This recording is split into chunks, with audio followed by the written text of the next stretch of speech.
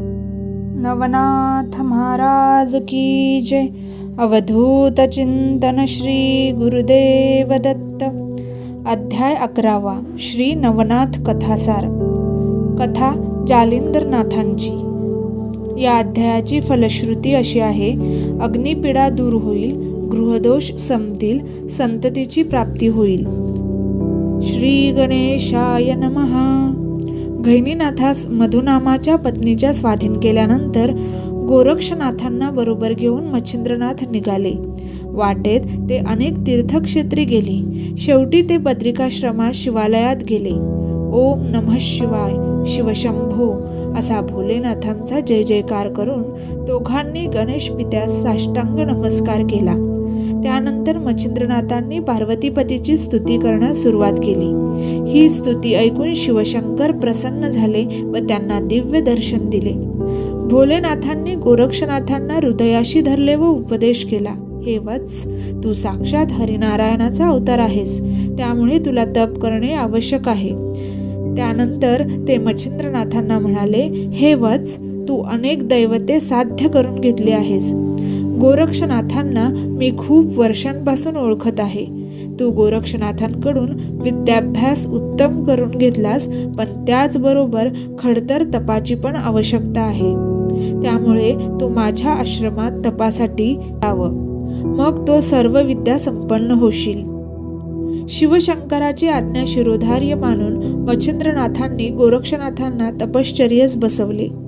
अत्यंत खडतर तपश्चर्येस गोरक्षनाथांनी सुरुवात केली. त्यानंतर मच्छिंद्रनाथ पुढील तीर्थयात्रेस निघाले. 12 वर्षानंतर आपण पुन्हा भेटू. काशी, अवंतिका, गया, प्रयाग इत्यादी अनेक पवित्र तीर्थक्षेत्रास भेटी दिल्यानंतर मच्छिंद्रनाथ पार्वतीपतीचे परमपवित्र स्थान रामेश्वर येथे आले. तेथे प्रत्यक्ष प्रभू श्रीरामाने शंकराची पूजा केली होती.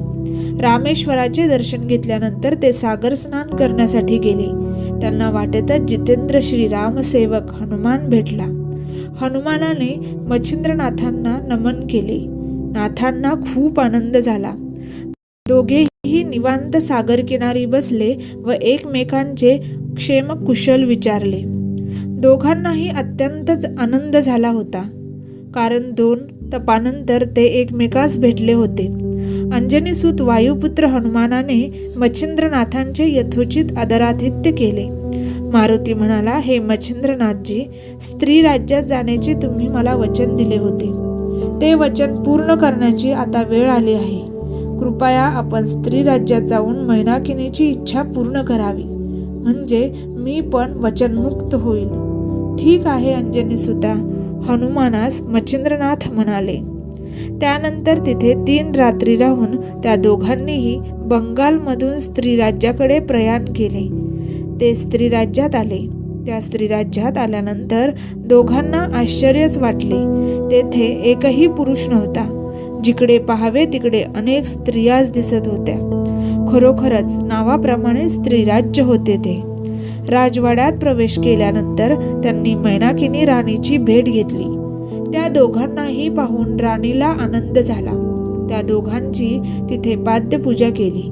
तिने मारुतीस ओळखले, पण तिला कळेना मारुती बरोबर कोण आहे बरे. तिने याबद्दल मारुतीस विचारले. तेव्हा मारुती म्हणाला, हे राणी, तुला तपाच्या वेळी मी वचन दिले नव्हते का? तुझी विषय लालसा पूर्ण करण्यासाठी मी मच्छिंद्रनाथांना आणले आहे. आता तुम्ही दोघेही विषयसुखात रममान व्हा. मी आता चलतो. इकडे मच्छिंद्रनाथ व मैनाकिनी राणी विषयसुखात रममान झाले. मच्छिंद्रनाथांना कळेना आपण विषयसुख सागरात कसे ओढले जात आहोत. राणीला दिवस गेले. 9 महिन्यानंतर राणीस एक तेजस्वी मनोहर पुत्र झाला. त्या मुलाचे नाव मीनानाथ ठेवले. अत्यंत मोठ्या थाटामाटात नामकरण विधी पार पडला. पुढे काही दिवसांनी अग्निनारायणच्या कृपेमुळे मीननाथांसारख्याच आणखी एक पुत्राची प्राप्ती झाली. त्या दुसऱ्या बालकामुळे राणीस खूप आनंद झाला. थाटामाटात नामकरण विधी पार पडला. सर्व सुवासिनींनी व राणीने त्या गोंडस बालकाचे नाव जालिंदर असे ठेवले. दिवसेंदिवस जालिंदर हळूहळू मोठा होत होता. 8 वर्षाचा झाल्यानंतर त्याचा व्रतबंध करण्यात आला. त्याला बटूच्या रूपात पाहून गावकऱ्यांना खूप आनंद झाला. त्यानंतर थोडा मोठा झाल्यावर राणीला वाटले की आता जालिंदराचे दोहोचे 4 हात करण्याची वेळ आली आहे. त्यामुळे वधू संशोधनासाठी दुर्मिन नावाच्या प्रधानासोबत पुरोहिताला पाठवले. अनेक दिवस दुर्मिन प्रधान राजसभेत न दिसल्यामुळे जालिंदराला प्रश्न पडला, हा गेला तरी कुठे? त्याने आपल्या मातेस याबद्दल सविस्तर विचारले. राणी म्हणाली, अरे सुंदर राजकुमारा, तुला सुंदर अप्सरेप्रमाणे बायको शोधण्यासाठी ते गेले आहेत. बायको हा शब्द जालिंदरने प्रथमच ऐकला.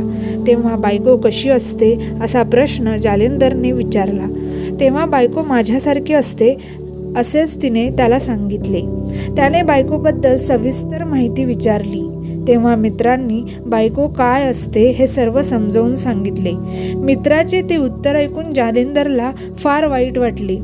त्याला या जगाचा राग आला. विषय वासनेच्या पाठीमागे सगळे जग लागलेले असले तरी आपण मात्र विषय सागरात बुडायचे नाही असा त्याने निश्चय केला. त्यामुळे तो गावच्या सीमेवरून दुसरीकडे जाण्यास निघाला. राजाला राजपुत्र हरवल्याची वार्ता समजल्यानंतर ताबडतोब 4 दिशांना राजपुत्रास शोधण्यासाठी पाठवले. अरण्यात एक पर्वताच्या कडेकडेने तो उत्तर दिशेस गेला. पाठीमागे सैन्य तर त्याचा शोध घेतच होते. सूर्यास्त झाल्यानंतर सर्व सैन्य मान घालून राजमहालात परतले. राजा राणीस फार वाईट वाटले. पुत्र हरवल्यामुळे त्यांनी जेवणच सोडून दिले. जालिंदर अरण्यात होते तेव्हा अचानक तिथे वणवा पेटला.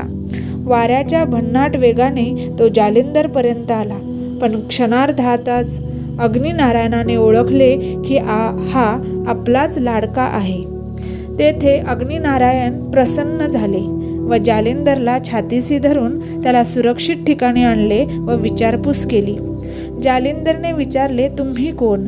तेव्हा अग्निनारायण म्हणाले, मी अग्निनारायण आहे. मीच तुझी माता व तुझा पिता. याबद्दल कृपया मला सविस्तर सांगा अशी विनंती जालिंदराने आपल्या पित्यास केली. तेव्हा अग्निनारायणाने सविस्तर जन्मकथा सांगितली. अध्याय 11 समाप्त.